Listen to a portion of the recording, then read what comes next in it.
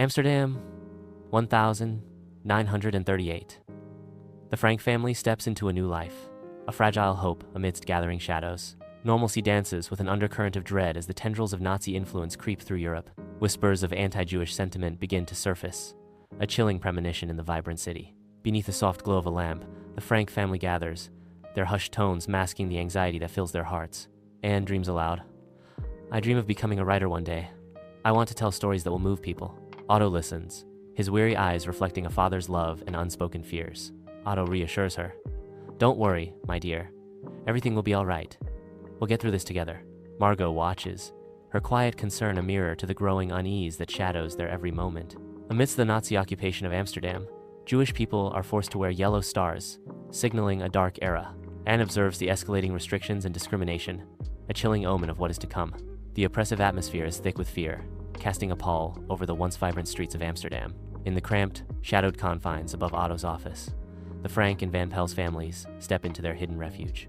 The silence of their daytime existence begins, each footstep and whisper a risk. In the dim light, Anne sits hunched over her desk, a worn diary, her only confidant. In the hushed stillness, Anne confides. Fear is a constant companion, a shadow that clings to every corner of this hiding place. But even in the darkest of nights, hope flickers like a stubborn flame. Her voice is barely a whisper as Anne dreams.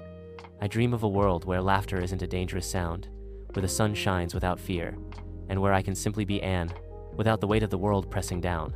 Anne finds solace in her writing. Each day is a battle, a struggle to hold onto hope and sanity. But with every word I write, I feel a little stronger, a little more resilient. In the cramped annex, tensions rise as pale residents move wearily, their hushed arguments betraying the strain of confinement. Anne sits on the edge of her bed, observing the conflicts with a mixture of sadness and understanding. Anne reflects on the challenges of living in such close quarters, the walls closing in. In the dimly lit secret annex, flickering candlelight casts an eerie glow on the weary faces of its residents. Their voices, hushed yet filled with emotion, rise in song, a fragile attempt to maintain normalcy amid the oppressive fear. In a shared moment of quiet understanding, Anne and Peter Van Pels lock eyes, finding solace in their silent connection. In the dim light of the secret annex, Anne and Peter sit together, lost in their shared confinement. Anne asks softly, "Do you ever imagine what it will be like when we can finally leave this place?" Peter responds, "All the time.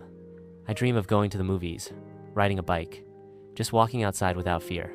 Anne says, "Me too. I want to laugh freely, to feel the sun on my face without worrying." Peter admits quietly, "It's hard, isn't it?"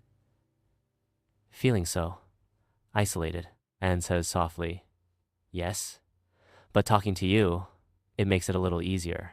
In the hidden annex, an old radio bursts to life, its voice a beacon of Allied triumphs.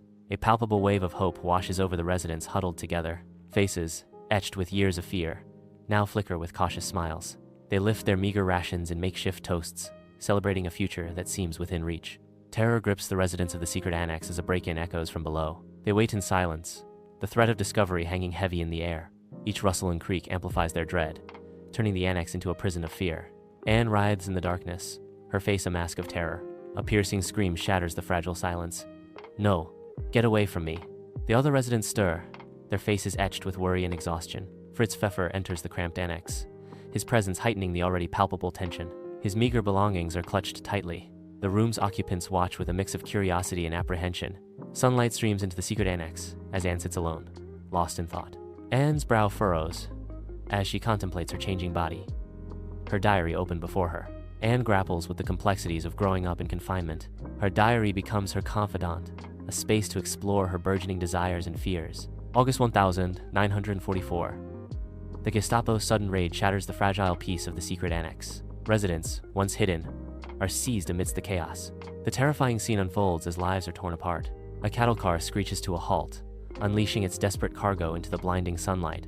Anne, with her family, steps into a world saturated with smoke and despair. Barbed wire becomes a horizon as guards shove and separate the disoriented. Belongings are tossed aside, reduced to meaningless clutter in the face of stark survival. Inside the concentration camp, Anne and Margot sit, their faces pale and gaunt, a stark testament to their suffering. Their sunken eyes reflect the despair of their surroundings, each movement betraying their weakening hold on life. In a desperate attempt to find solace, they cling to each other, seeking warmth against the encroaching cold. Typhus tightens its grip as the cold seeps into their bones, stealing away their final moments. This is their final embrace, In the stillness of Otto Frank's deserted office, the echoes of war linger heavily. Miep Gies, her face a mask of worry and compassion, quietly hands him a diary. Otto opens the diary, his fingers trembling, and begins to read, his heart heavy with memories. Tears blur his vision as he recognizes Anne's handwriting, each word a painful reminder of what is lost. He reads on, line after line, understanding the depth of Anne's soul, now lost forever.